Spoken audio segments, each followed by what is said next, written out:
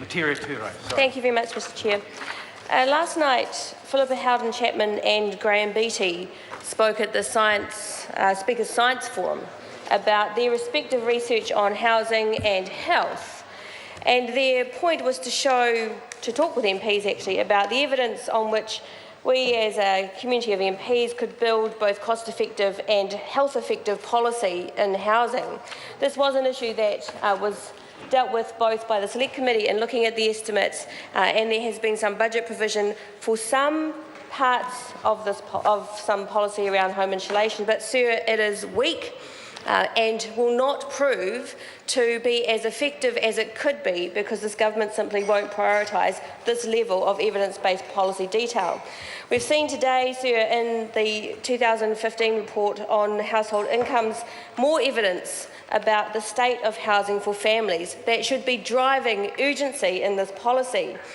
In general, the information presented last night wasn't particularly new to MPs. New Zealand homes are poorly built. Sir? No, sorry. People behind you should know better. Thank you. Thank you, Mr Speaker. New Zealand homes are built poorly for our climate and for the use of families. They're damp and they're cold, and this means, of course, that families spend an excessive amount on their power bills, and too many, especially the elderly and children, get sick from the effects of this poor housing. Warm Up New Zealand, the Greens and Labour and then Greens and National Home Insulation Programme had, according to the evidence, a cost-benefit ratio for grown-ups of nearly 4:1, and for children, a cost-benefit ratio of 6:1, showing there is enormous economic value in investing in warming up, good insulation, good heating in New Zealand homes for grown-ups and for kids. And yet we are still in the situation, the evidence shows, where 1,600 New Zealanders die each winter, winter-related deaths, avoidable housing-related deaths. Every year, 1,600.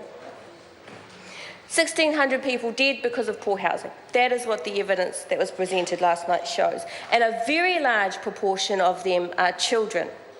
Now, we all know what the solutions are, and the evidence showed us that again last night. Improve the building standards on insulation, heating and ventilation to remove condensation and improve heat retention. Require rental properties to meet a set of warrant of fitness criteria to improve the safety of those homes. The study showed last night that there was a nearly 40% reduction in injuries based on home modifications, and subsequently a significant decrease in the cost of ACC, which is a major cost to all of us.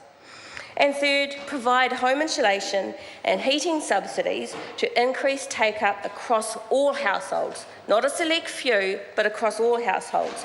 And the evidence of that shows that hospitalisations fell by 27% in the first 12 months and 61% for the most intensive insulation and heating interventions. These are three straightforward, well-known, well-costed, well-thought-out policies, well understood, and the evidence shows that they would be very effective. Now, the household income report that came out today shows that low-income families with excessive housing costs remain at a historic high. 50% of people getting the accommodation supplement are paying more than 50% of their income in housing. Of those households who reported major problems with dampness and mould, 70% are from families who are on the lowest incomes. So the lowest income families are the most likely to suffer from the poor quality of New Zealand homes. And of course, the evidence from this report today shows that housing is increasingly expensive, degraded and unsafe for New Zealand families. Now, at the dinner last night, one MP noted that surely if MPs in the House knew that 1,600 people a year die from poor housing-related illnesses, we would be up in arms and do everything that we could to fix it. But the fact is that we do know this. We have known this for years. And no, there is not an urgent drive to fix New Zealand's housing quality. There's no urgent drive to increase the home insulation and heating subsidies, to make sure there's a warrant of fitness for rental properties. Mr Chair. Mr Chair. Honourable Joe Goodhue.